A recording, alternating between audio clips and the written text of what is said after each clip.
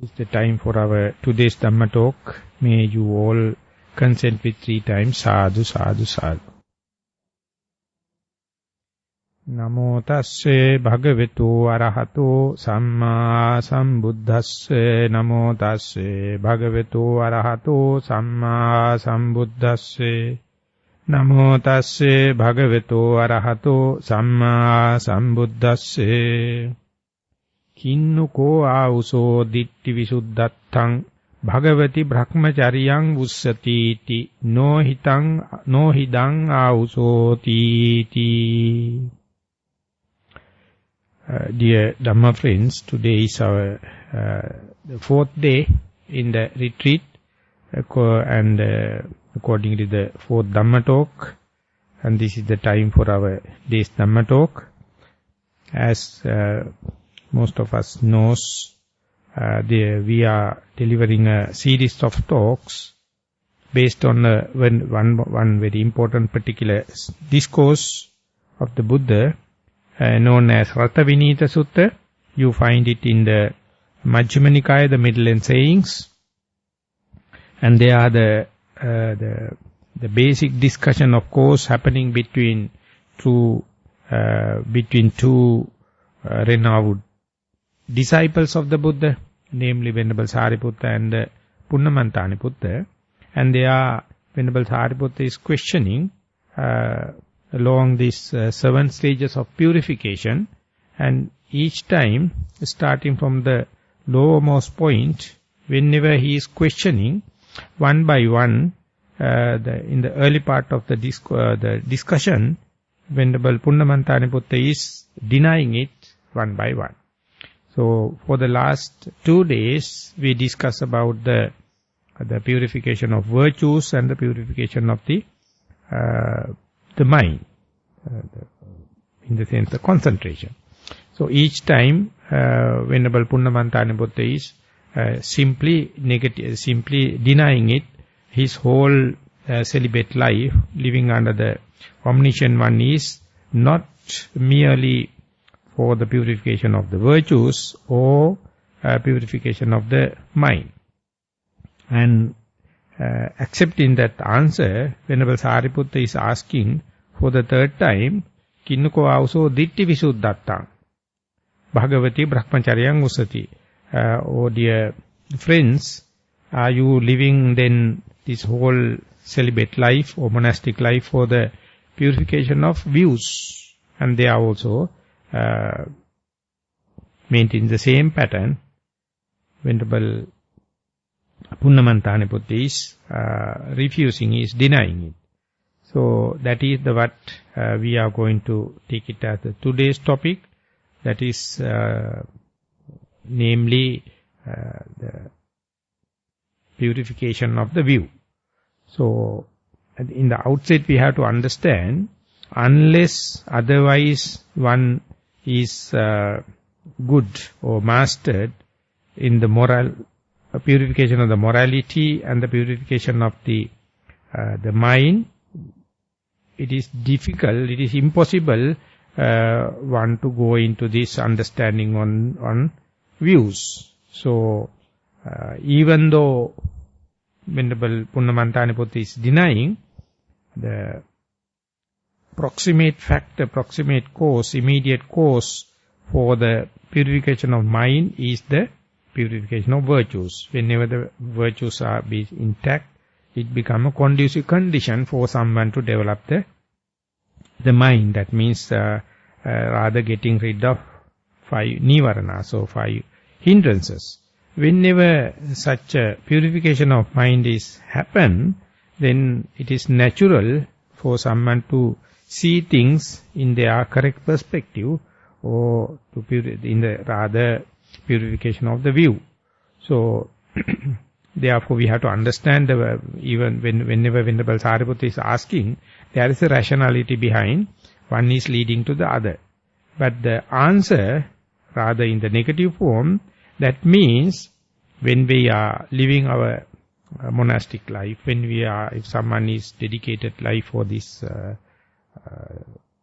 celibate life, it must not aim at the purification of views as the final goal. That is the main indication. That means if you are going to take this purification of views as a final goal, you will get trapped into some kind of disadvantages on flows. So that is very important for the yogi to understand. That means we can raise the question, what are the disadvantages, or what are the possible dangers, or what are the flaws of stopping at this Ditti Visuddhi level, or at the purification of views. In other words, we can say, when we are progressing, starting from this purification of morality and purification of mind, the achievement or coming to the state of purification of view itself is an achievement. It is something appreciable level, but even then one must not take this as the final aim, because there are some dangers, there are some disadvantages, there are some flaws.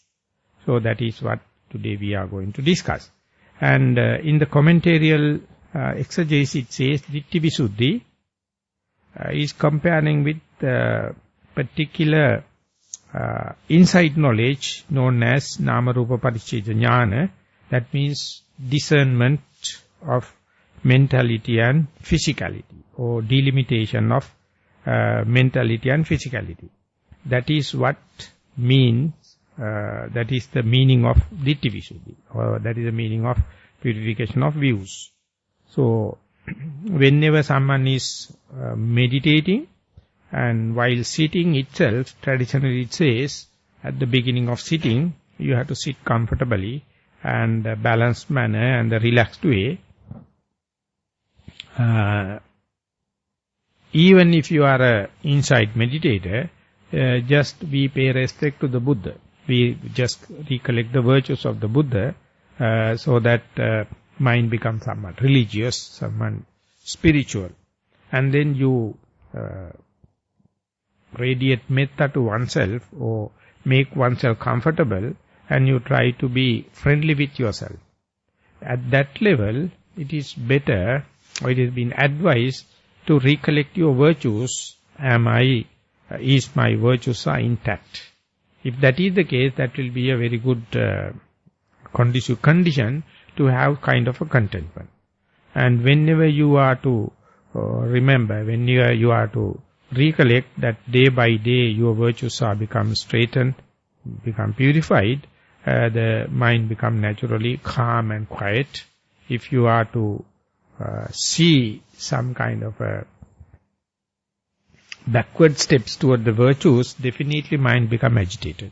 Mind become accusing, self-accusement, and the agitation can happen. Therefore, it is traditionally it says better to recollect your the virtues, and then easy for someone to be face to face with your primary object. So supposing that primary object also become familiarized and face to face, and when it happens, whenever you make mental state, mindset, whereby predictably you can be with the primary object. For example, we will say primary object is in-breath and out-breath. So in-breath is coming, out-breath is coming. Each and every time when the in-breath and out-breath coming, your mind is very vigilant, very diligent to see each and every in-breath and out-breath as a fresh one, a new one. So you are observing. While observing, if you can have the sharpness as to observe the difference between the in-breath experience and the out-breath experience, you may see, as far as the breath is gross, there are some discernible difference between the in-breath and out-breath. So while keep on practicing, there is a practicing means keep on familiarizing, keep on keeping it face to face with, you feel, you can understand as the maturity happen, the difference between or distance between the object and the noting mind also coming closer and closer. As far as the object, as far as the beginning of the sitting is concerned, as far as the breath is gross, that means there is a fair distance between the observing mind and the observed object. But whenever you are keep on applying the same object, whether you notice it or not, slowly, the observed object and the observing mind become closer and closer. They become immediate each other. And at a very high peak level, they feel like merging each other. So when the merging happens only, you can feel kind of a difference. And again, at times, again they separate off. Again you bound to feel the in-breath and out-breath. Again it disappears. Again it appearing. Again it disappearing. Likewise, when it happens, if you have the theoretical knowledge, if you have the book knowledge, you can understand. Under such circumstances, besides this noting mind and the noted object, there is no other world.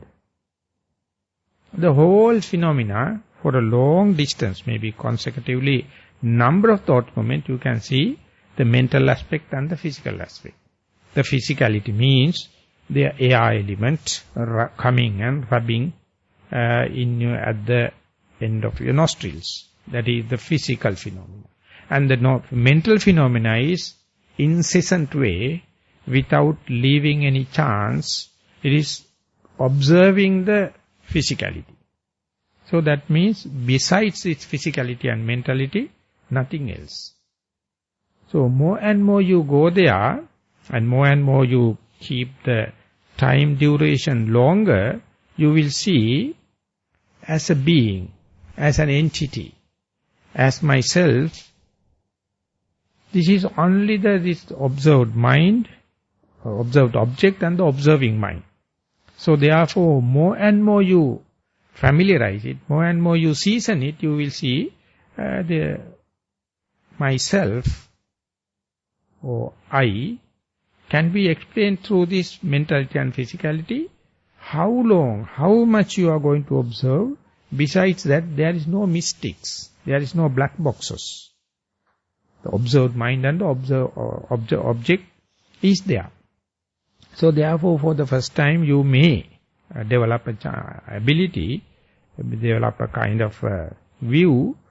Beyond this mentality and physicality, there is no so-called ego, there is no called self, there is no called such a pit, there is nothing mystics over there. Whatever available is verifiable. Whatever available is observable, and more you observe closely, so much so your idea about ego, your idea about self, idea about pit will be fading off. That is what happens whenever the discernment of the mentality and physicality happen. Naturally the egocentric thinking will be challenged. So this is what happened in the meditation. So it is a kind of an achievement. Definitely it's a one step ahead. Definitely it is, you are more towards the reality, more towards the seeing things as they are. So even if it is so, why this Venerable Punnamantani Buddha is not considering this as the goal? Why he is not giving any consideration? He says, this is not my final aim. Because even if you are advancing from the Chitta Visuddhi to Ditta Visuddhi, that means purification of mind to the purification of view, there are a lot of things to happen. If you are going to appreciate this and going to stay here or stagnate here, there are some pitfalls, there are some dangers, there are some disadvantages. That is why Venerable Punnamantani Buddha is not ready to accept this as the final aim.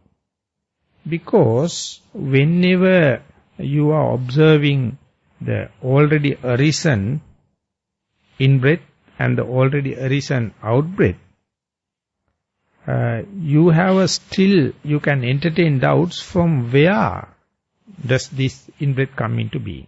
From where does this out-breath come into being? Because your mind is still not very sharp enough, not very efficient enough, so you can perceive only the peak of the in-breath and the peak of the out-breath. So therefore, all of a sudden, out of the blue, the in-breath happens and it disappears, and there's a gap, and then again the out-breath happens, it disappears, but the gap appears like a mystic. And the disappearance of the in-breath and out-breath also happening into this gap. So there may be some chances for a black box or chances for the doubt. So therefore, even if you are sure there is only the materiality and mentality, the materiality at least you don't know from where it comes. So once that Ditti Visuddhi is become seasoned, once that is become familiarized, in order to get rid of this doubt, the next step is to see the beginning of the in-breath and the beginning of the out-breath. So that is one of the basic hints the Buddha has given. If you can keep the situation, if you can keep the phenomena under your control, under your very nose, under face-to-face, then you are developing a chance, development of the mind or the purification of the mind is there. You have a certain amount of controlling power or certain amount of mastery towards the attention, but still we need fine-tuning, still we need we have to have kind of a plasticity, kind of a controllability, changeability and adverting power more and more sharp if you wish to see the beginning of the phenomenon. If you wish to see the beginning of the in-breath and if you wish to see the beginning of the out-breath. So that is the one Buddha is assuring. Once you wrap the object again and again to come, now you must not rest there, you must instead develop the efficiency. Go in detail, the direction is to see the beginning of the object, or see the beginning of the outbreak. So that is the point where the vitakka vichara, the adverting, the applied thoughts and the inquiring mind is necessary. And example given is, for example, if you wish to brush a brass vessel, maybe very big one, as far as the brass vessel is not steady, if it is shaking, whatever the thing you are going to apply and brush it, it won't work. So you have to grab it hold in a sharp way, unshakable way, then only you can brush with the other hand. So therefore, one hand you have to keep it to grab, not to shake. And then the second hand, you have to use it to brush it. So likewise, you must have a control, you must have the seasoned the object so that it's again appearing and again appearing, again and appearing, again and again, so that whenever it happens, you have to make assurance object is steady. And then only you can apply the inquiring mind or analytical power. Can I direct my attention more towards the beginning of the object? So that is we call vichara or investigation. So at that time, vitakka, the applying thought must be consistent. As and when the object arising, you must have no other way but directly going into the object, that means in-breath and out-breath. So without that, very difficult for you to go and see the beginning of the object. So therefore, once you develop this Ditti Visuddhi, that means there is only the rising and passing away of the in-breath and out-breath and the observed mind. There are no distractions from the Nissarana. and situation is clear. Under such circumstances, you must not stop your investigation or rest. Instead, you have to employ the next stage, whereby observing the beginning of the object, beginning of the in-breath and the beginning of the out-breath. And otherwise, due to the roughness, due to the grossness, due to the inefficiency of our mind, it will see only already arisen, already fixed, gross middle of the in-breath, and the already arisen gross middle of the out-breath. So, whenever you are going to see the beginning, you are going to see yet another area which has not been exposed otherwise. This we can explain in terms of the Sigmund Freud example of tip of the iceberg. Whenever we are observing an iceberg, only 1/10 is coming out of water, and the huge lump is underneath. So by looking at the iceberg tip, we can measure, we can comprehend, we can understand what is the size and how it floats, and what are the other characteristics. So, knowing only we can see 1/10, that means someone should have that theoretical understanding or book knowledge, and then only he or she will go into the water level and go slowly submerged. Go to the below the water level. So from the air and at the water level and going into the water is kind of a change. It's a kind of a changing of the shifting of the paradigm. So unless otherwise you have any knowledge, you will never go into investigate, and you will say, I have seen the iceberg. So these are the characteristics. And you will claim that I am talking with direct knowledge, and you will argue. But the person who only the person who has investigated the lump underneath, that is 90%, is the only person can claim that he has seen. This is exactly what in the materiality. This is exactly what in the matter, the corporeality, the body.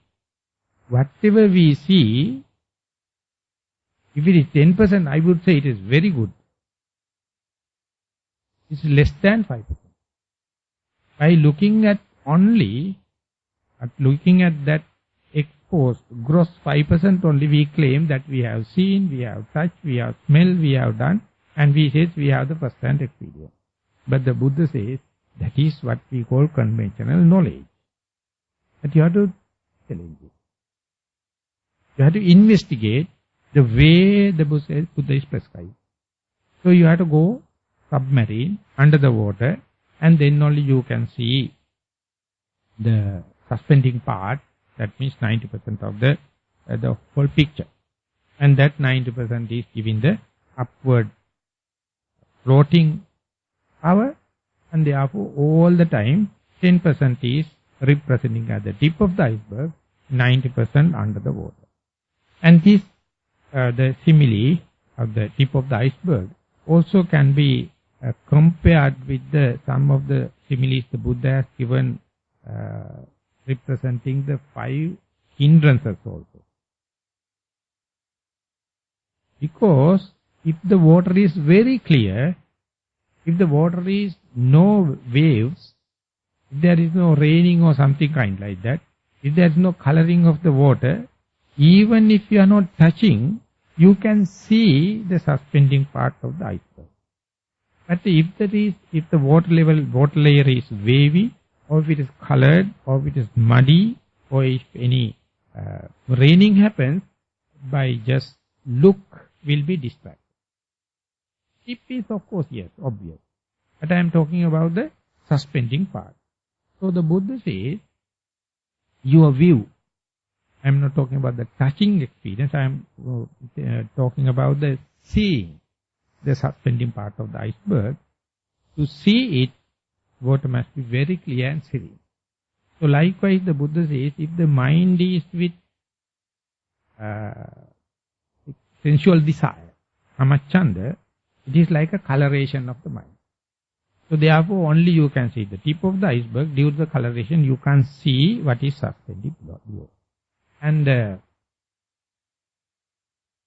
Vyapada, the hatred is something like bubbling. If the water surface is distracted by water, rainfall or something like that, you can't see underneath. And the sloth and torpor is concerned as something moss or floating weeds covering the soil, water, so therefore you can't see the suspended, the underneath part of the iceberg. And doubt, remorse and the excitement is something like waves, and the doubts are something like muddy. So whenever these things happen, you simply can't see it. If you can't see it, you will never investigate it. So that is why whenever the five hindrances are removed, you will get an instinct or propellence, because you can see, not in a bright way, not in the conspicuous way, but underneath there is a lump. So you can investigate. So that is why Chitta Visuddhi is very necessary for you to have some kind of a comprehension, apprehension. I see only 10%, 90% is below. If I have to make a comment, if I have to make an inference, draw an inference, I have to have at least understanding. I am talking with partial understanding, partial knowledge. So in order to make it comprehensive, I have to investigate into the doubt. So exactly the same, our gross mind, untrained mind, and mind polluted with hindrances may, if at all, see only the tip of the in-breath and tip of the out-breath. So if you wish to increase the sensitivity, that means you are pushing the tip of the iceberg more and more up, or you are lowering the water level. That is the simile that I am going to give. The sensitivity, when it is increasing, you can see the beginning of the in-breath, which was not obvious before, but due to the sharpness of your mind. So there you have to have a drive. You have to have a motivation. You have to have a will to see the beginning of the in-breath. So one day you will come up to a position in your meditation when and where the in-breath become predictable and under the nose and face to face. Next in-breath, as and when it arises, you will be prepared, you will be mindful, you will be diligent to see the beginning. As and when the out-breath happens, you will be ready, you will be prepared to see the out-breath. Unpreparedness and that lack of diligence is known as negligence. That is called delay. The diligence means, the mindfulness means, as and when the object arises, you have to be there. That is called preparedness. When this preparedness happens, so you are increasing the efficiency of your mindfulness, you are increasing the efficiency of your diligence, the vigilance, so your sensitivity slowly increases.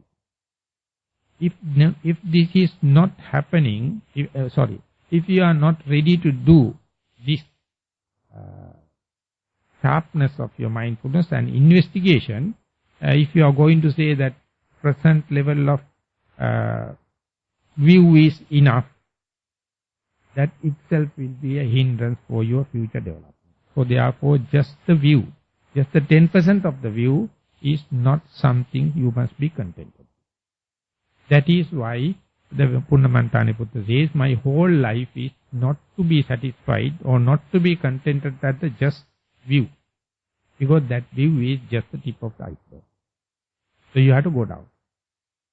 So that is how you must be looking forward rather than be contented at that. So when I am reading about the present development of the physics, it says even the discovery of the Isaac Newton's gravitational force was huge breakthrough. It was enough for people to make trips to the moon and to the Saturn, and therefore whenever it come into the proper shape, it gave a huge boost to the science, and ultimately scientists were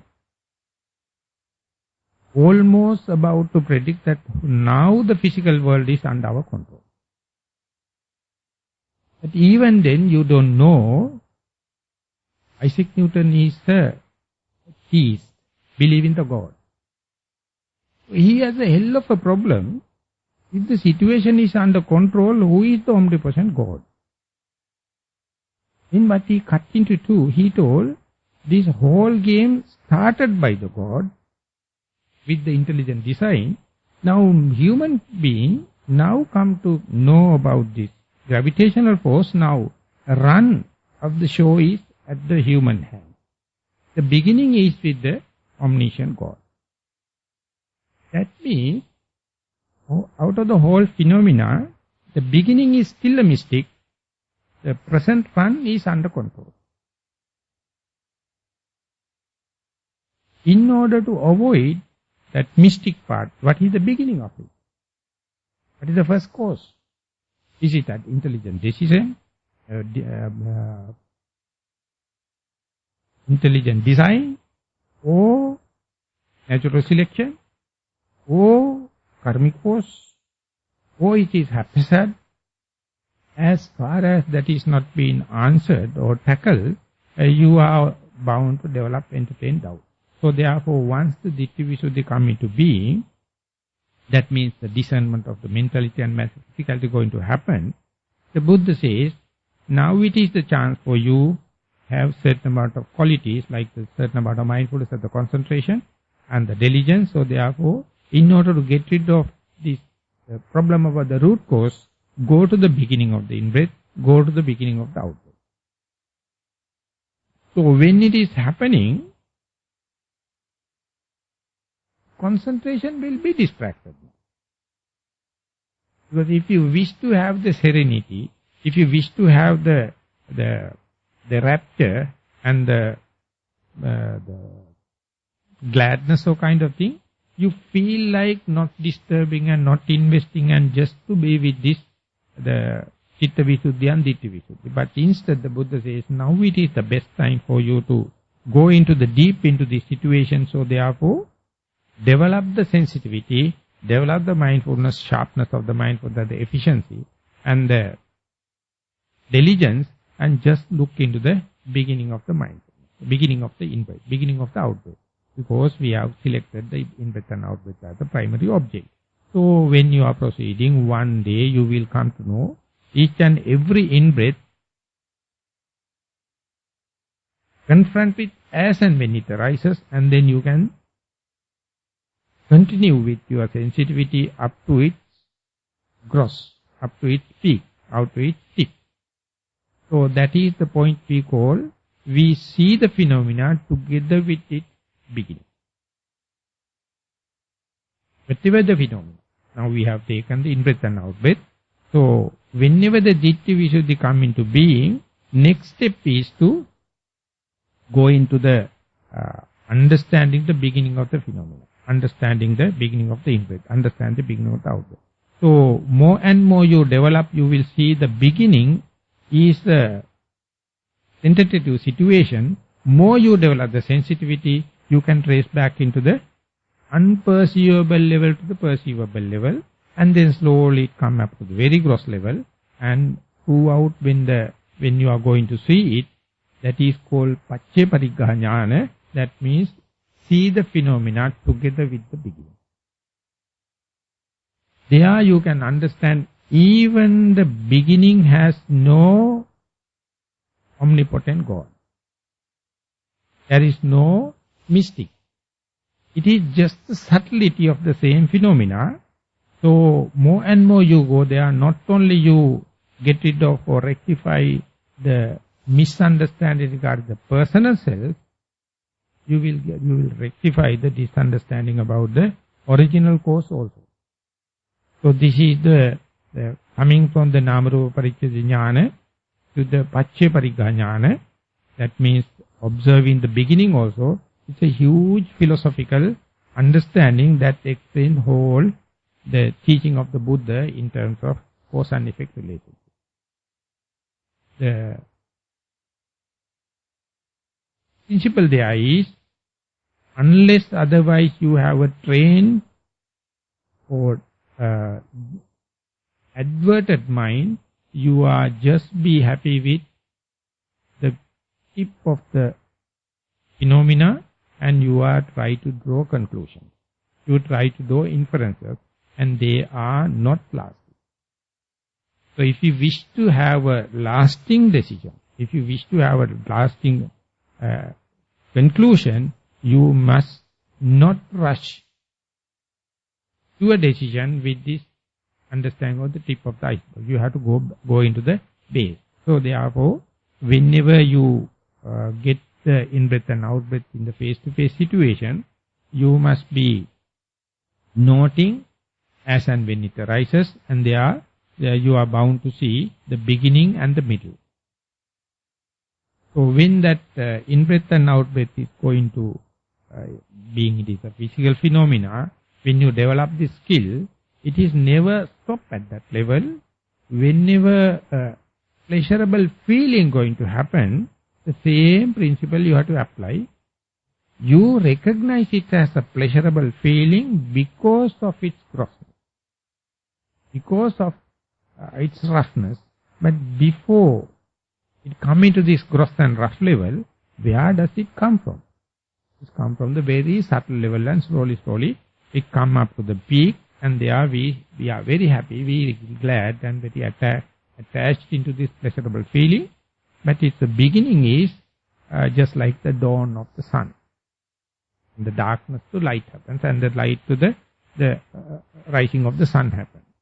So that is mentality. Mental phenomena also, the feelings going to happen, whether it is pleasurable or painful, you trace back to the base. In the general common sense we say, if you can see the beginning, you can tip it off at the bud level. So whenever the hatred going to happen, painful feeling going to happen, if you can't trace back to the beginning and you can't tip it off that bud level, definitely what happens is you are hating the hatred, and ultimately it becomes a conflagration. The moment you know the art of tracing back to the middle, you become the master. More you become delayed, mindful, negligent, ultimately the hatred going to be the master. It is more applicable to the painful feeling. So whenever you learn this art with the materiality, ultimately it goes to the mentality also. That is how the pain and pleasure start.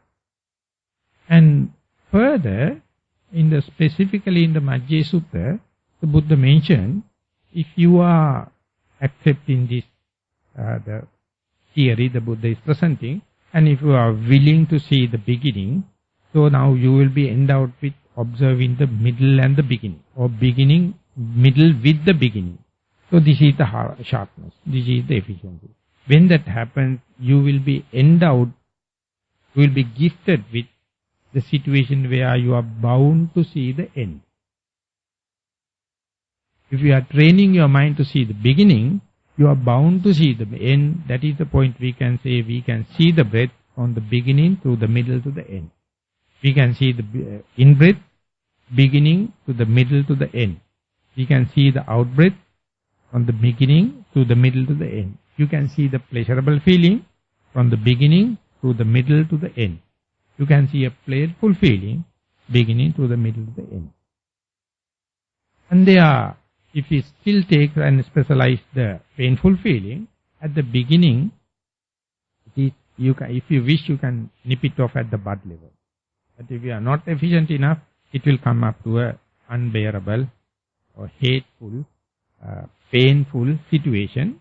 But without a reaction, without a choice, without assuming, if you patiently observe, end of the painful feeling is the pleasure. That is, you can get the references in the Chulla Vedala Sutta. Whenever the pain is going to cease, it is give rise to the room for the pleasure.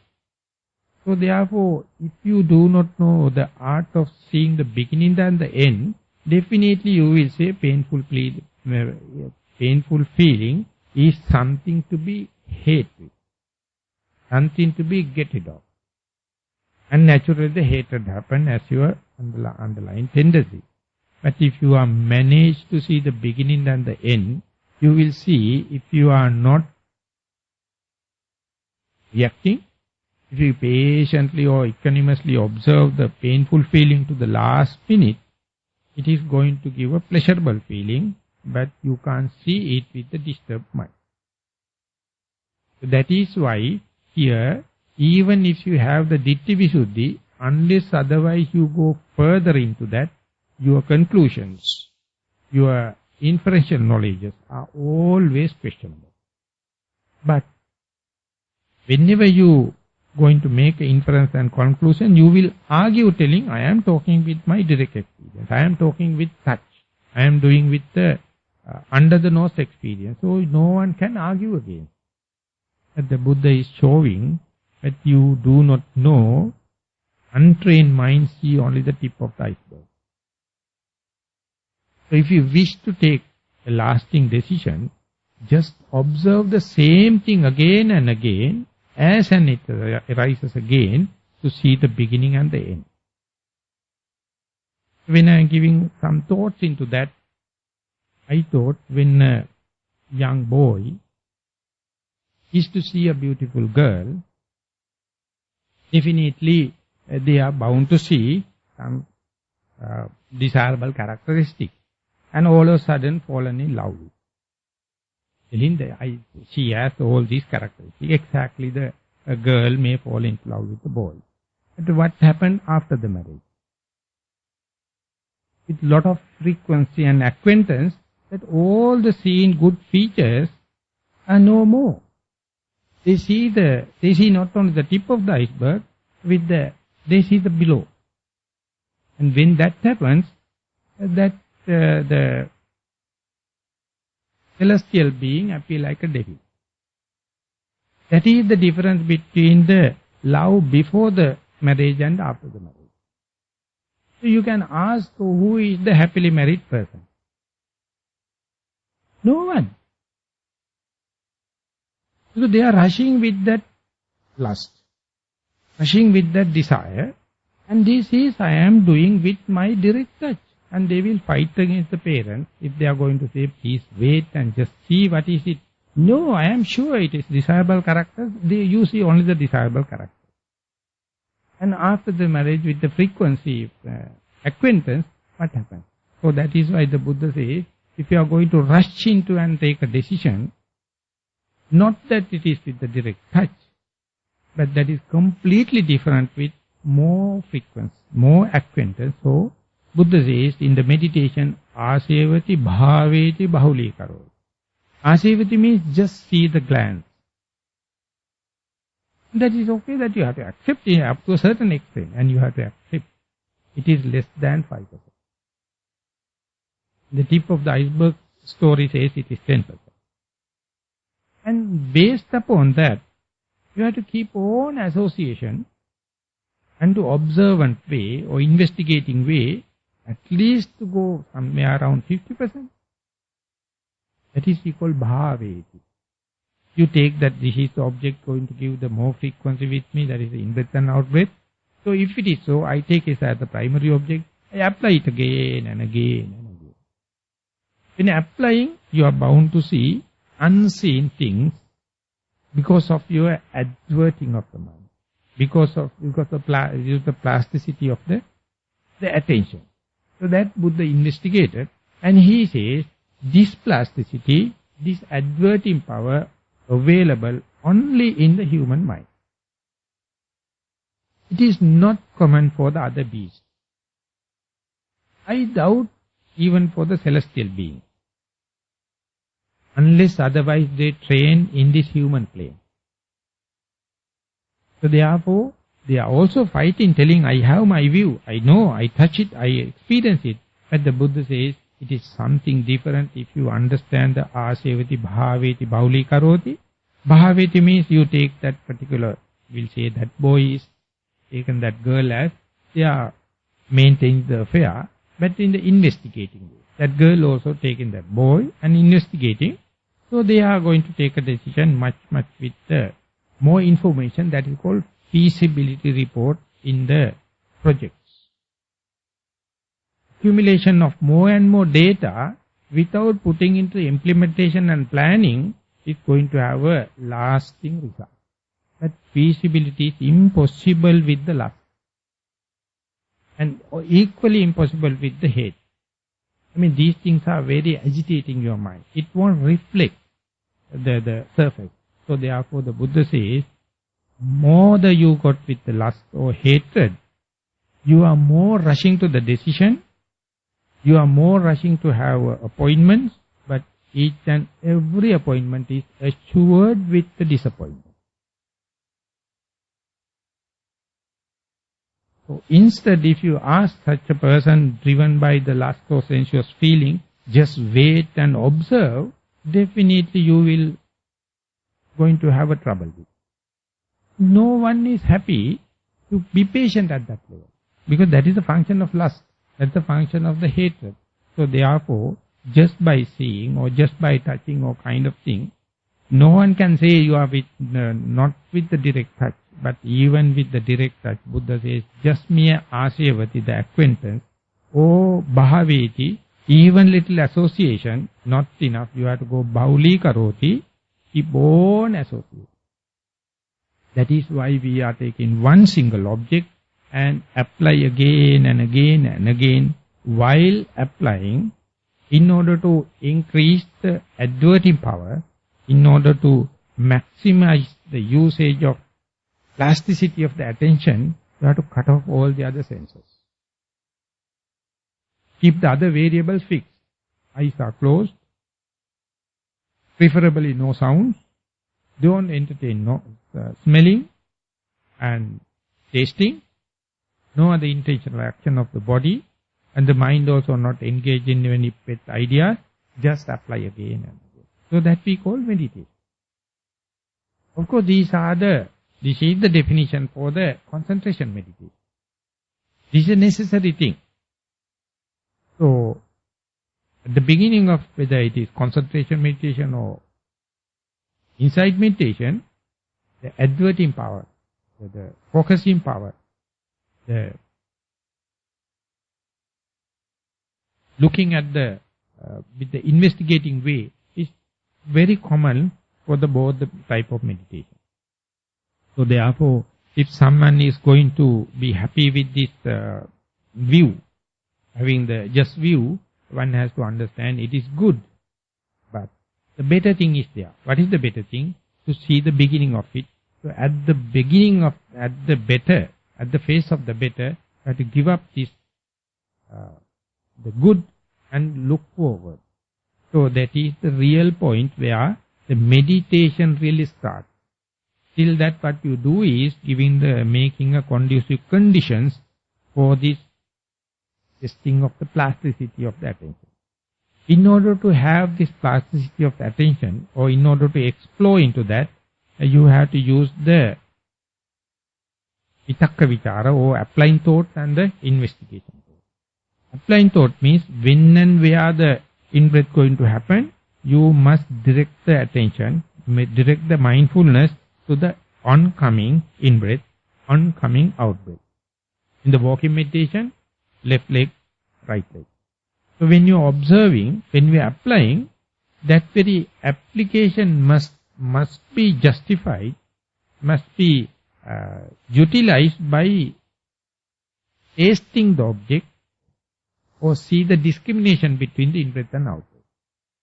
Or we can say, see all the possible shapes and the manners of the object. That is what we call the investigation. Whenever you are going to see the in-breath, in terms of the shapes and the manners, it is just physics. Just physics. just like a third-person observation in laboratory life.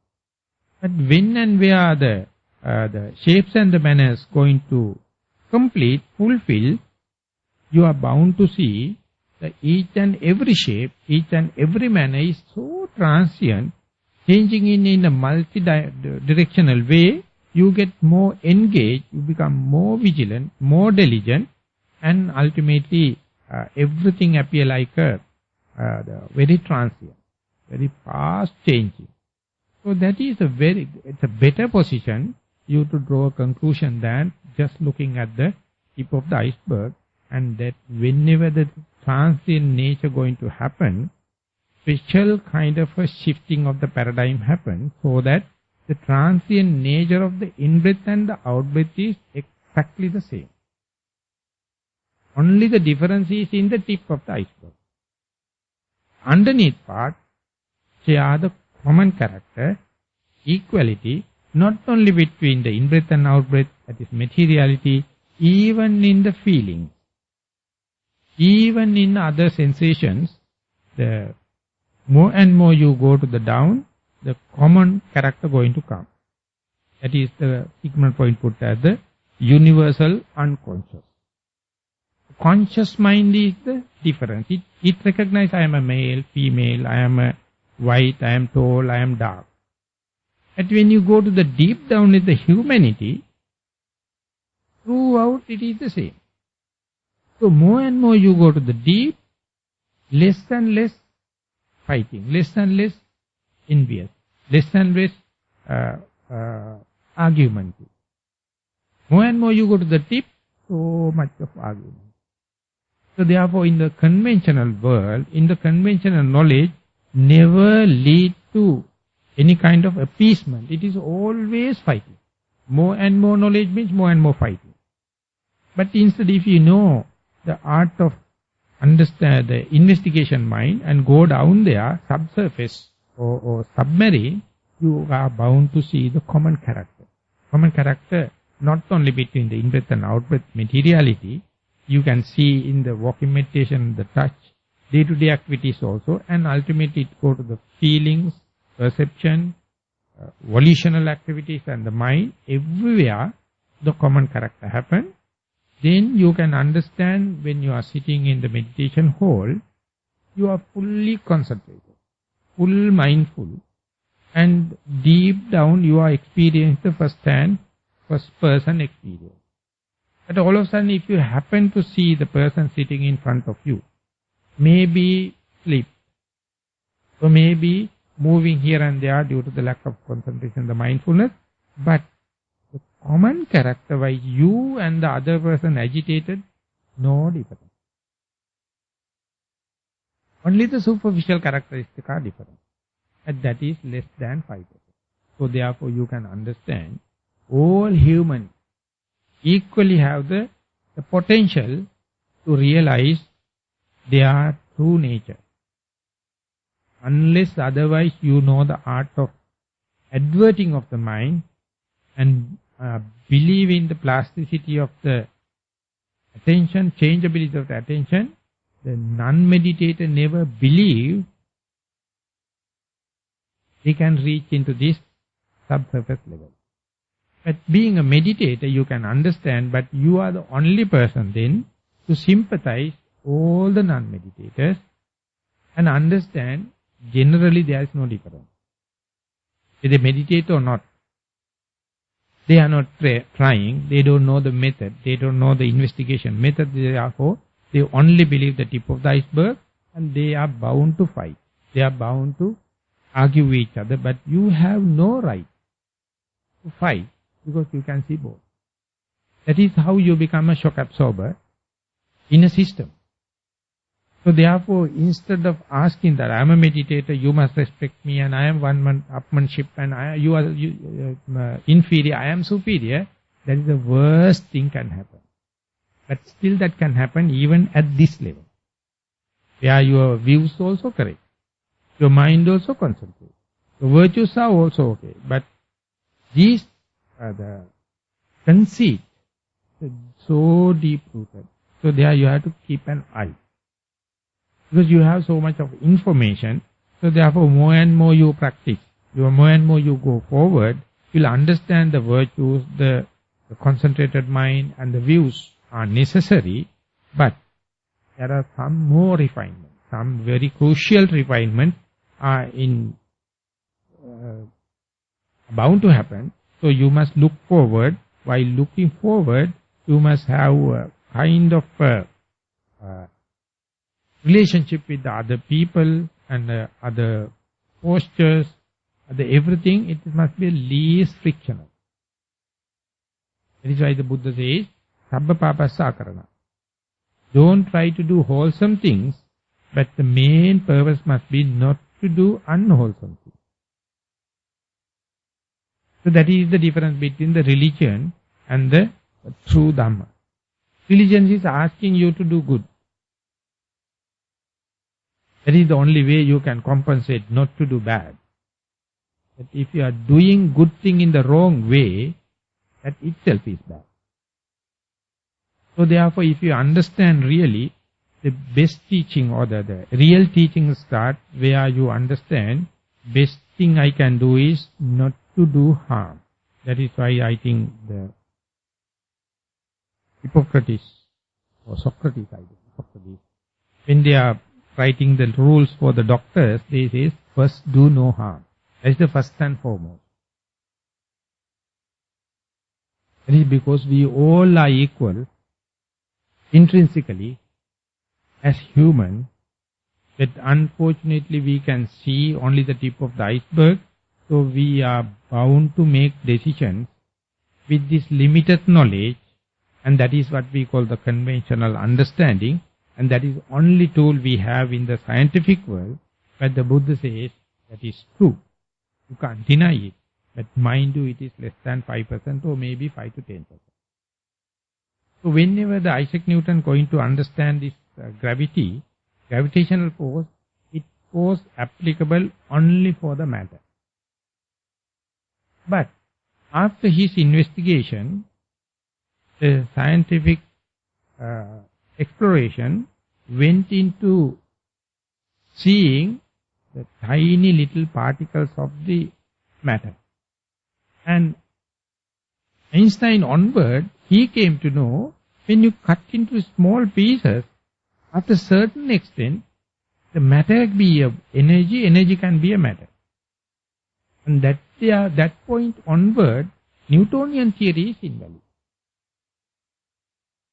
So present investigation, present finding of the science cannot be interpreted from the Newtonian theory. Only you have to ask from the Buddha. Buddhist teachings explain the matter can be energy, energy can be matter. Whenever the energy becomes matter, it's subjected to gravity, it assumes a shape and a manner. That only the physics can understand. But now the physics have come to the brim, it says it can go into energy. So therefore, they have to accept the matter, the concrete part is this much, and there are something called dark matter. Earlier they thought this is mystic, this is not scientific, and this is something against the science because it is not repeatable, not testable.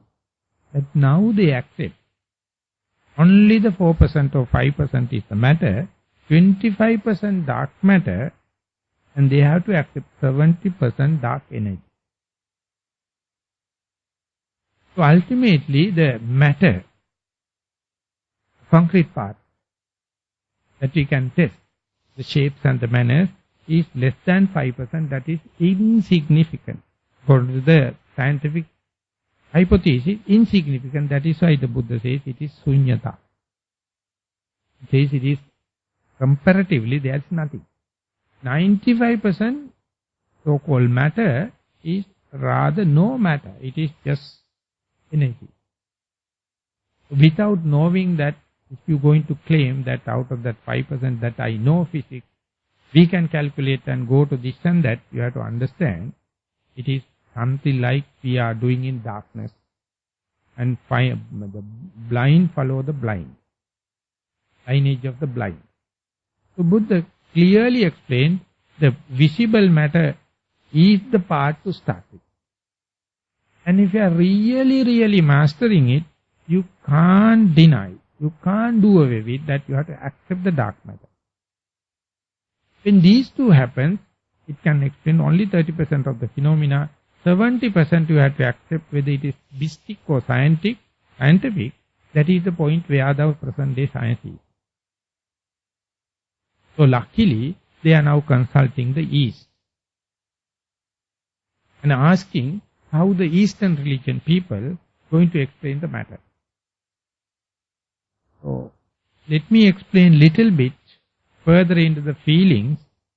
If you are really sharp enough to see the pleasurable feeling from the beginning, the middle and the end, and the painful feeling through the beginning, the middle and the end, and if you keep bookkeeping to the whole day, even 5% you can't explain of your day.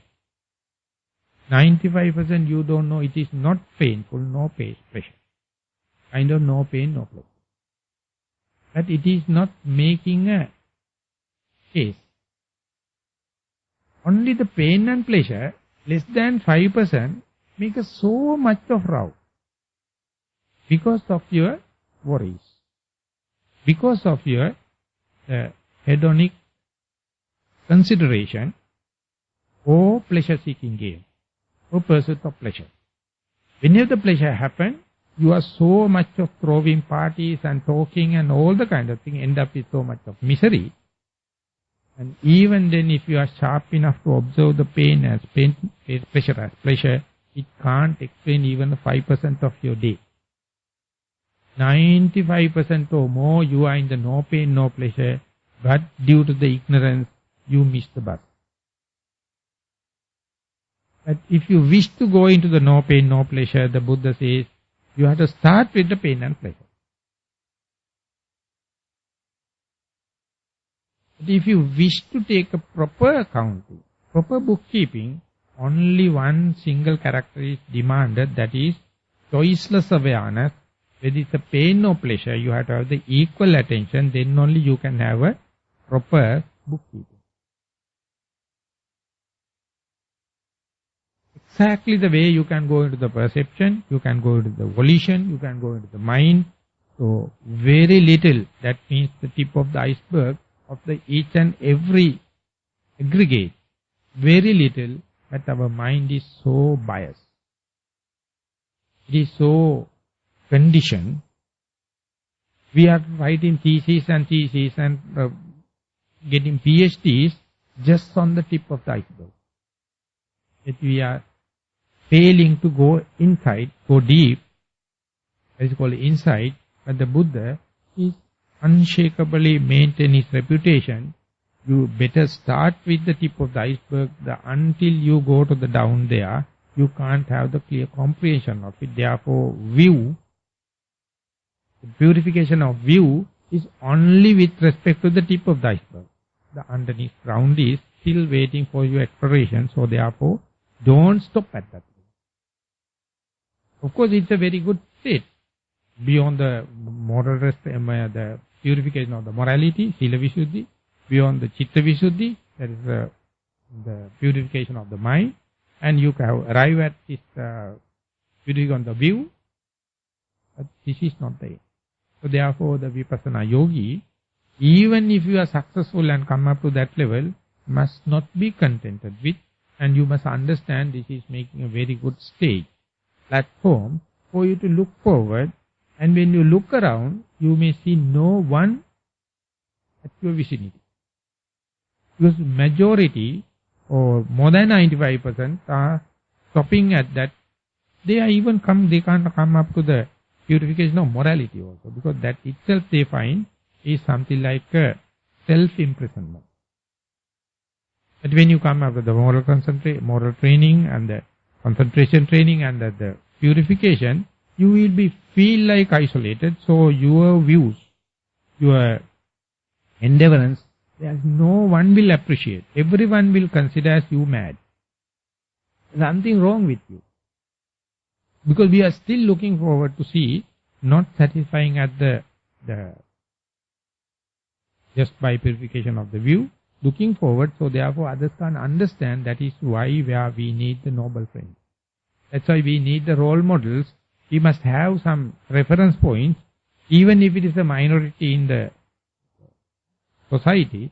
This lineage is giving the help, giving the confidence for you, and then only you can go forward. And that is why Punnamantani Putta says, even if you feel isolated, minority, and even if you feel you are active so much, these things can work negatively. So the dispensation of the Buddha is not for this kind of trivial thing. And those who are fixing their objectives, short of Nibbana, such people get caught up, will caught up in that the situation, get trapped. So therefore you have to daily not only refining your ways and means, your objective itself undergoing evolution. This is the only endeavor in the world where objective is undergoing evolution, and you have to be ready. That is why you are being called yogi. All the other people have the fixed objective, so you are reaching up to that, then you are a result-oriented game. But in here, that is not. Because your objective is evolving. So, you are chasing behind something which is also evolving. So that is why the Sattva-visuddhi method, purification one by one, and leading up to the depicting and enumerating up to 7, and refinement going on. So therefore when it is happening, you are the very first person to understand what is happening. There is no second person to compare with. There is no yardsticks to measure. You have to understand. So therefore again and again you have to listen. Again and again you have to discuss it. Again and again you have to associate the people, those who have advanced than you. And that is how this endeavor can happen. That is why each day we have this kind of talks and the discussion. And with that remark, I would like to sum up the today's talk. Thank you very much for listening.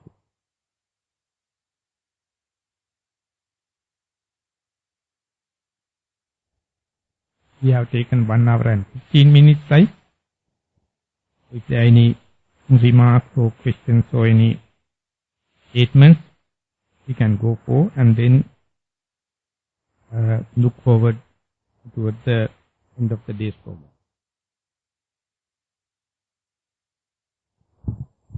Bhante, you said when you're meditating, look at the person next to you and that person is not meditating well. See the common characteristic. Do you mean like anicca, dukkha, anatma?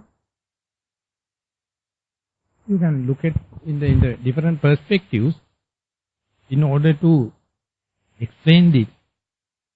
One person, a Westerner, gave an example. He says that Socrates was the best person they found in the Rome, well trained and a very good speaker and a philosopher. And he is showing a picture. Socrates is talking with the slave. Slave is a half-life. They have no kind of. And he is now asking, if you do RNA, DNA analysis, will there be any change in the Socrates and the slave? No. Building blocks are the same. If at all you are to see the difference, it will be less than 0.2% of the chromosome. But how much the difference in the society, ethical value of the Socrates and the slave. But now if we analyze even a bacteria, very little differences. So therefore if you say the humanity, whether Buddhist or non-Buddhist, enlightened or not, humanity is the same. But how much day to day sectarianism and the fundamentalism and fight. It is because of that 0.2% difference. So you can see through it. You can see that 99%, 98% of the common character. So therefore the person meditating in front of us, if it is not symmetrical and balanced and kind of thing, you like to look down. I am not so. This is the way that the defilements are working. You have to understand whether he meditates or not. A humanness, exactly the same. His chance to become enlightenment is 100%. You are not better off by looking and being the Ditti Visuddhi, Chitta Visuddhi and kind of thing. Because that the path is, even though it appears like a linear, a quick jump can happen. Quick enlightenment, anything, anytime can happen. Therefore, this kind of a judgmental thing is conditioned thing we acquired on the way of our life. So you have to understand, keep them in the proper place. Don't try to take them as a hard and fast rules. And when it happens, don't underestimate yourself also. Because it is a happening thing, not you are doing. Not you are doing intentionally. It's happening. So therefore, when and where this happens, not only the meditation hall, everywhere, when the discrimination happens. My I and not I. The superior and inferiority, it makes a big thing to the ethics. But you as a meditator, be cautious. Don't try to do it, but due to the propellants, due to the instinct, due to the rut, it happens. But in the second thought and the third thought, you are not, now you have to go committed. Don't let that discrimination to continue. If it is so, apologize and come back to the earth. So therefore, the Vipassana yogis have a huge chances to reshuffle our value system without the second person, even at the theoretical level. But mind you, if we can have another companion of that calibre, what a kind of a society. We can have another person who also have that kind of a forgive and forget character. How much of a relativity, just like relatives, understanding can happen. So that is what the Buddha says, that is the most proximate factor for your development. You can have another noble friend. This character is unnecessary. The beginner's mind. All the time beginner's mind won't make any friction. So it is not only with respect to the anicca dukkha anatma, but anyway, we can, with respect to the dukkha, the suffering nature, you can apply that. How the cause of suffering, out of this discrimination, out of this desire, out of this egoistic idea, it happens. And when you see that we are just succumb to that situation, we are just slave. But if you are going to assume it, we get committed. We must disclaim this. You understand? This is happening, but I am not going to claim this as me or myself, or I am not going to assume, and that is how you can, see the dispensation of the Buddha.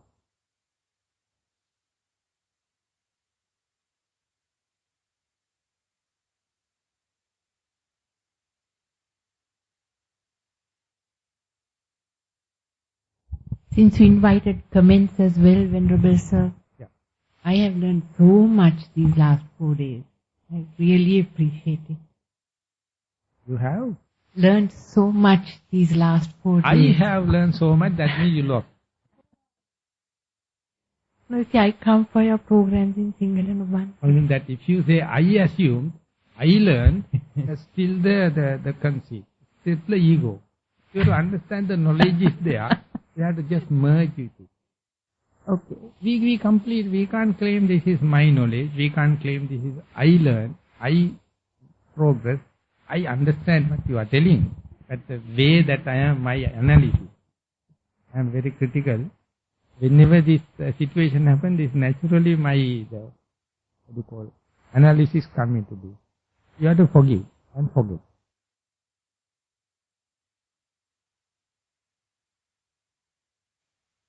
Swamin Wahansa, my question is not directly related to today's program, but to the original one.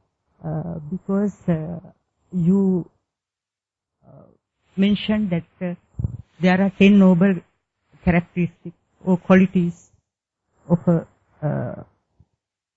bhikkhu, but if I understand correct, you explained only 5. Can you please For the very first 5 weeks, if I am to go in the Pali, Appiccata, Santuttita, Avivekata, Asansaggata, Viryarambhakata. And then Sila, the Sila Sampanna, Samadhi Sampanna, Prajna Sampanna, Vimutti Jnana Dasana. I listed them, but you would have missed the bus. Other service that he is full of Sila, he is full of concentration, full of wisdom, and he is so liberated, and he has the knowledge that I have liberated. If I am to repeat, it is in Pali, Sila Sampanna, Samadhi Sampanna, Panya Sampanna, and Vimutti Jnana Dasana. Rathavinitha Sutta, the same. These are the 10 qualities of Venerable Punnamantani Putta.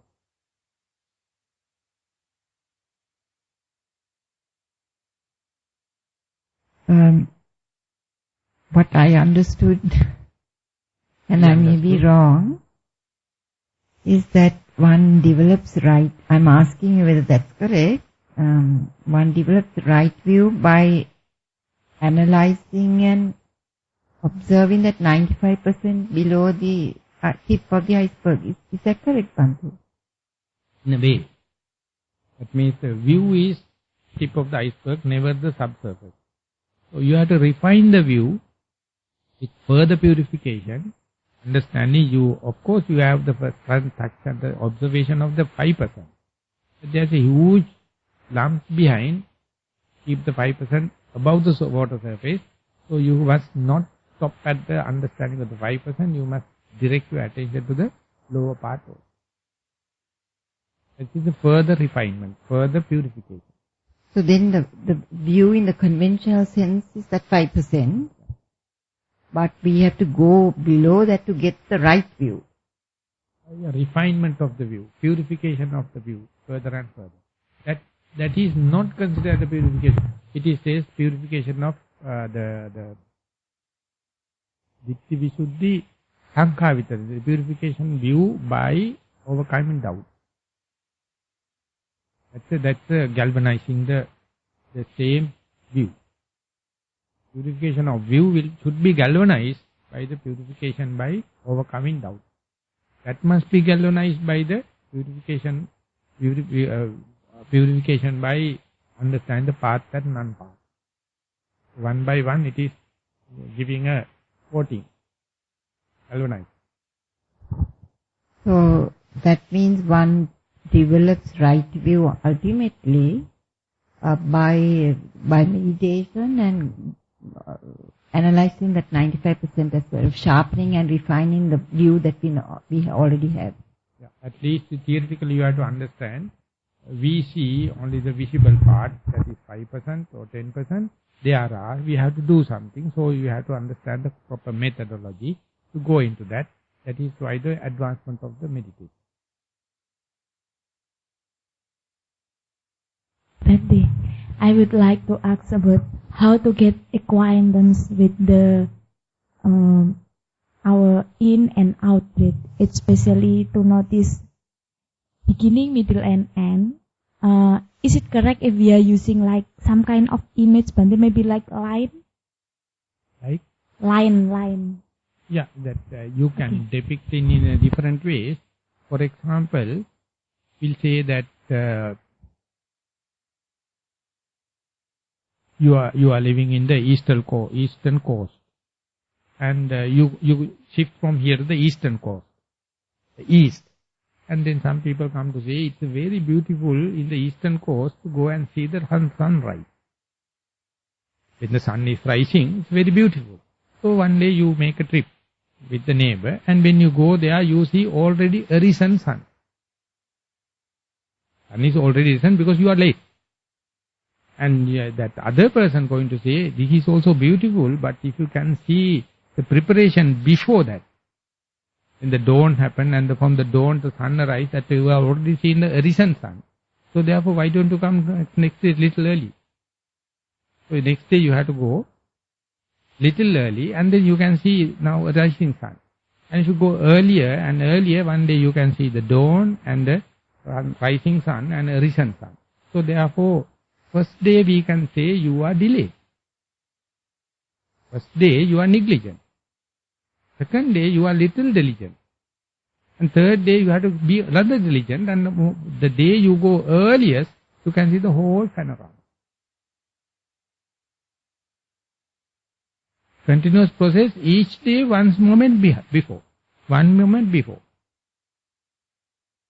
So that is the whole teaching of the Buddha. It is diligent, the upper mark.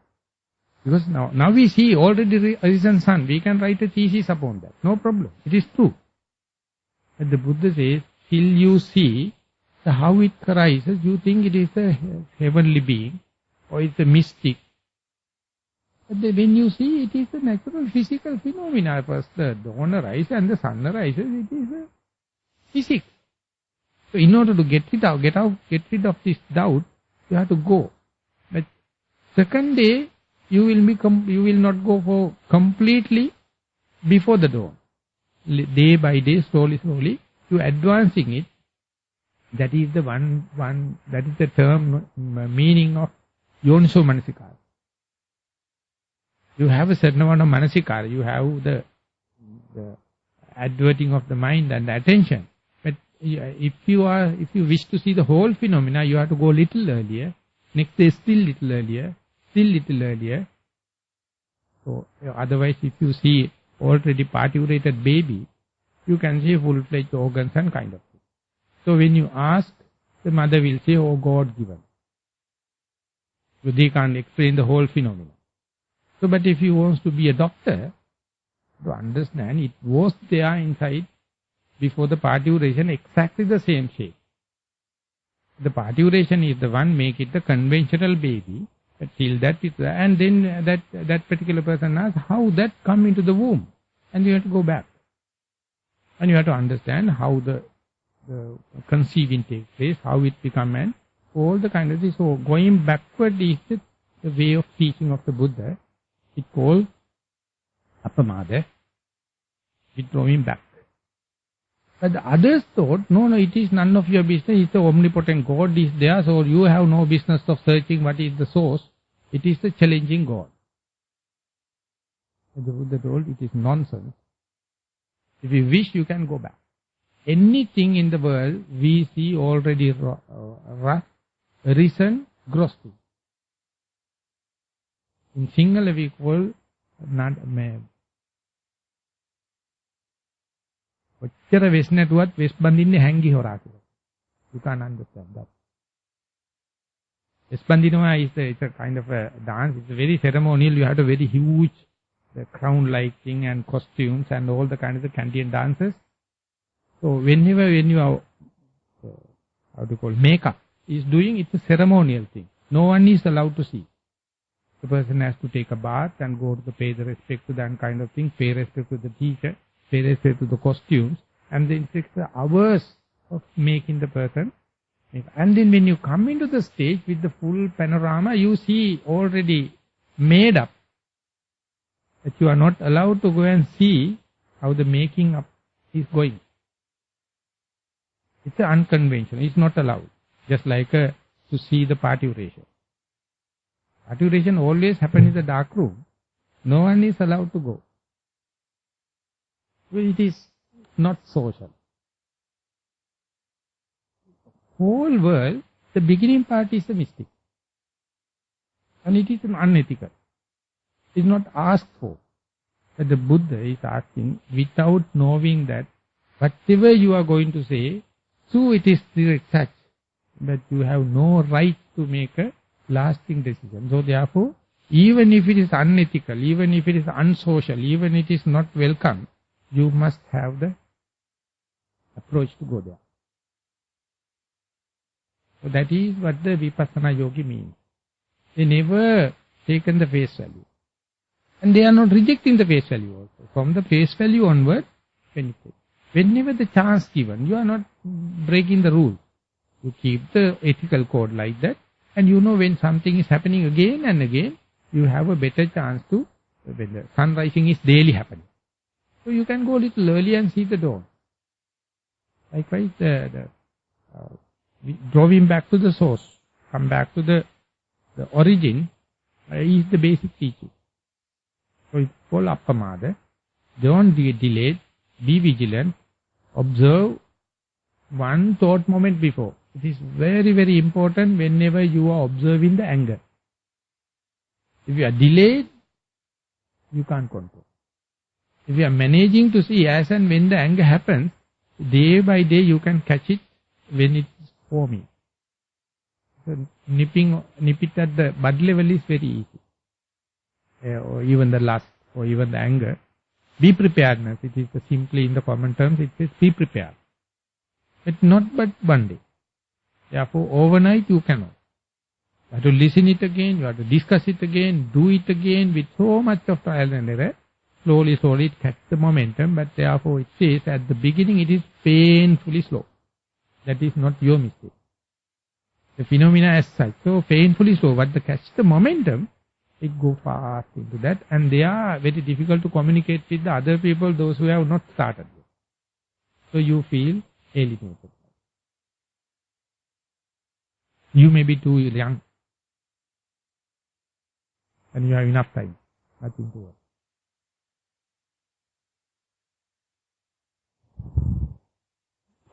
Pante, that Sinhala thing was hangy West Bandak natanna wenna.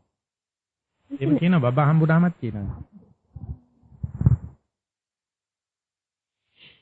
ඔයා කොච්චර මේ හැංගි වෙස් බන්දට නටනකොට එළියනේ නටන්න වෙන්නේ කියලා. Pante, you said when seeing the beginning and the middle, that's Pacca Parigraha Jnana.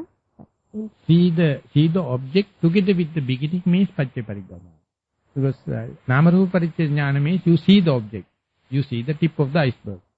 And then investigation, using the plasticity of the attention and divert your attention to the beginning, and one day whenever successful you see each and every object has its own beginning.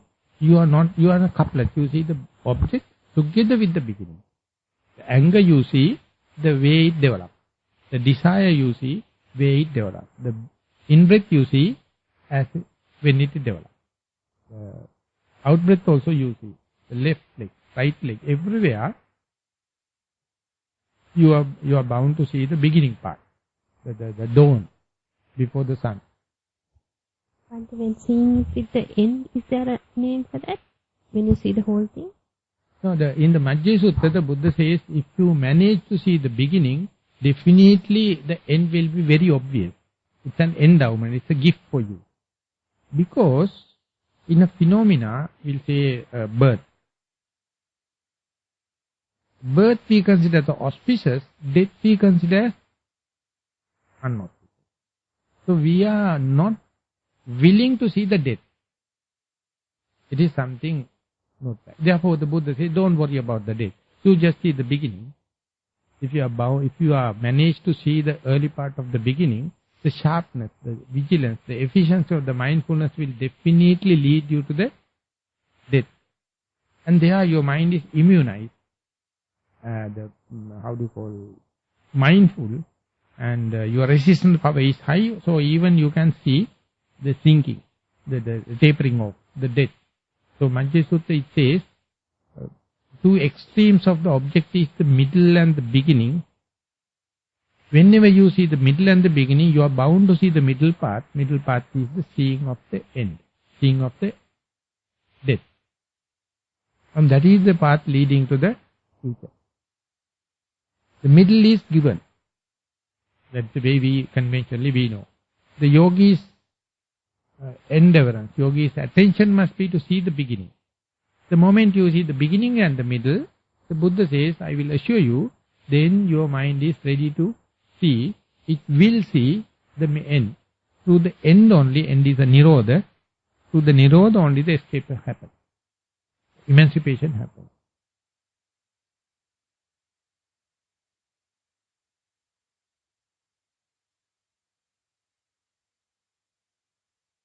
So anyway, I think it is enough for the day.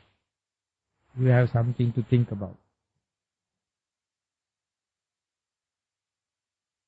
This is not the conventional way, sometimes some kind of an irony. So digest it and chew it and macerate it.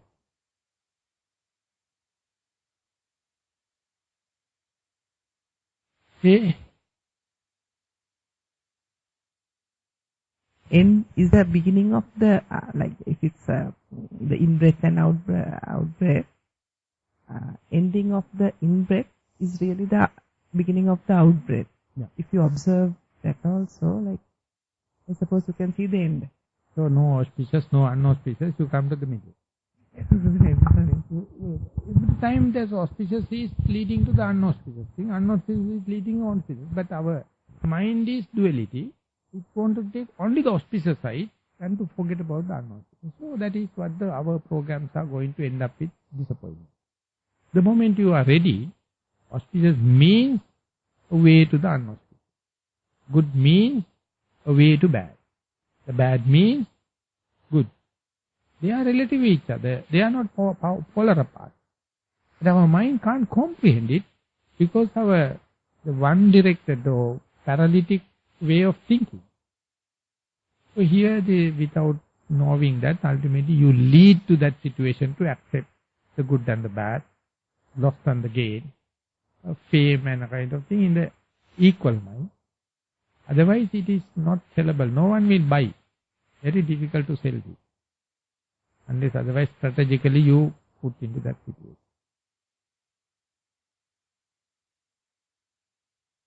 So when Jnanananda says that when you are discreting in and out, the outermost of the in is almost the innermost of the out. So there is no boundary.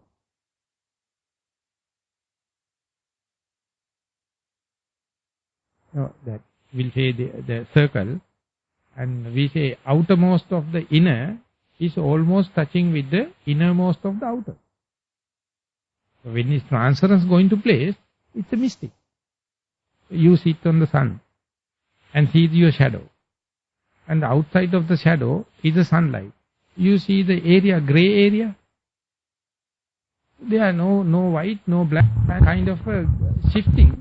You can't have a draw. You can't have a sharp line to draw. It's a grey area. Every phenomena has a grey area. But in the world we say there's a good, there's a bad, there's a correct and this is wrong. This is mere perception. There's no intrinsically good and bad. There is no something called correct and wrong. So all are relative. So it appears like a challenge to the ethical value. But it is the reality.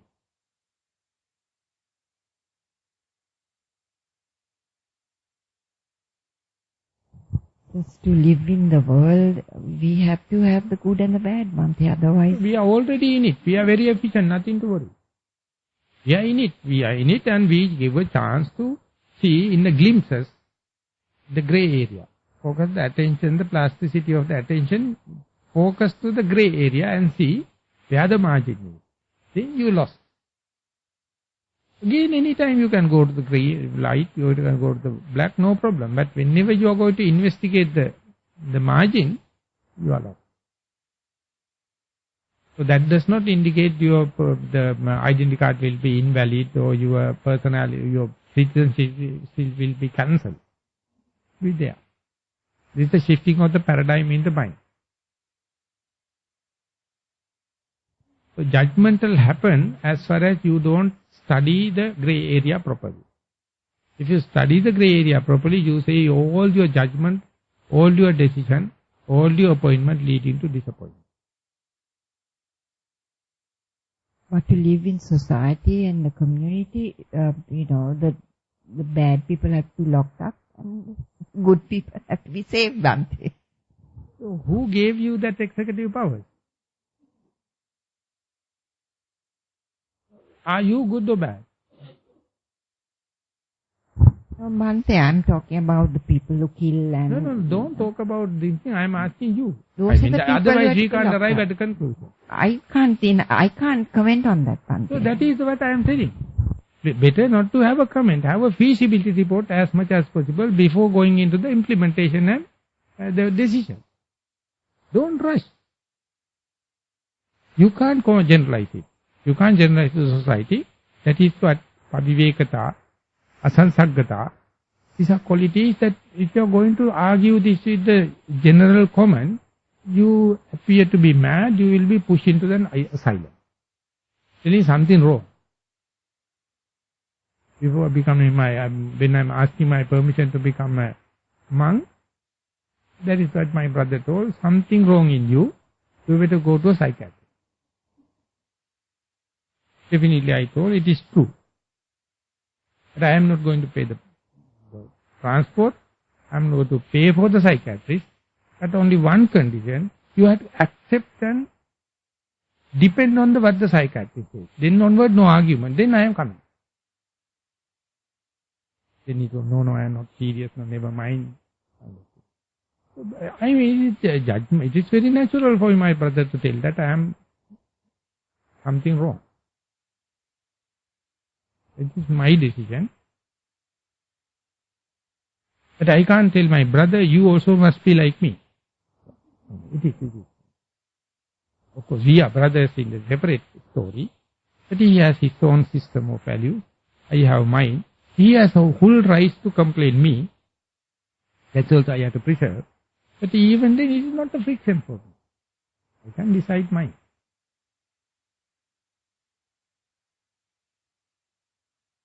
That's why I told it is a little bit too much, so it has a lot of things to regurgitate and chew the cud. Otherwise, very difficult to digest.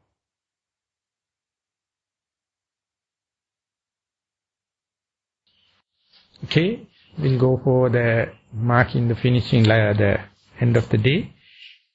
So today is the 4th day. So far, everything happened very smoothly, and so therefore, each day we must appreciate all the people took pain to organize these things, and unseen beings. So therefore, whatever may be the wholesome deeds we accumulated, may all the seen and unseen beings shared in the equal and rejoice with 3 times, sadhu, sadhu, sadhu.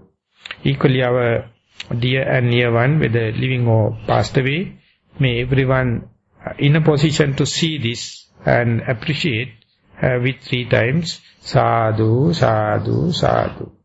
And equally may all the merits and skillfulness help us to get the least frictional path, the shortest cut, and to reach the final goal in this very life and in this very dispensation of the Gautama the Buddha. Sadhu, sadhu, sadhu. So in order to formally finish the days, we will be chanting the stanzas in Pali according to the tradition. Ettavata cagammehi sambatam punya sampadang sabbi diva numodantu sabba sampatti siddhya. Ettavata cagammehi sambatam punya sampadang sabbi bhuta numodantu. Ettavata cagammehi sambatam punya sampadang sabbi satta numodantu sabba sampatti siddhya. Akasattha ca bummattha deva naga mahiddika punyantang anumoditva cirang rakkantu sasanam. Akasattha ca bummattha deva naga mahiddika punyantang anumoditva cirang rakkantu desanam. Akasattha ca bummattha deva naga mahiddika punyantang anumodita cirang rakkantu mang parang. Idang wo nyati nang hotu sukita hontu nyatiyo. Idang wo nyati nang hotu sukita hontu nyatiyo. Idang wo nyati nang hotu sukita hontu nyatiyo. Imina punya kammene mami bala samagamo. Satang samagamo hotu yava nibbana pattiya. Imina punya kammene mami bala samagamo. Satang samagamo hotu yava nibbana pattiya. Imina punya kammene mami bala samagamo. Satang samagamo hotu yava nibbana pattiya. Sadhu, sadhu, sadhu.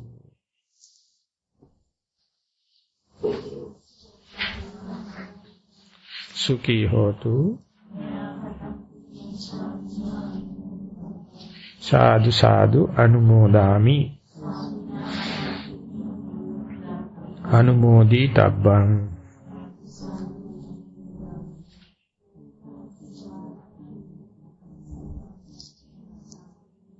Kamam kamitabbang. Sukhi hotu. Sukhi hotu. Sukhi hotu. Abhivadana silisse niccang vaddha pacayino cattaro dhamma vaddanti ayuvanno sukhang balang ayurarogya sampatti sagga sampatti mevaca ato nibbana sampatti iminati samijjatu.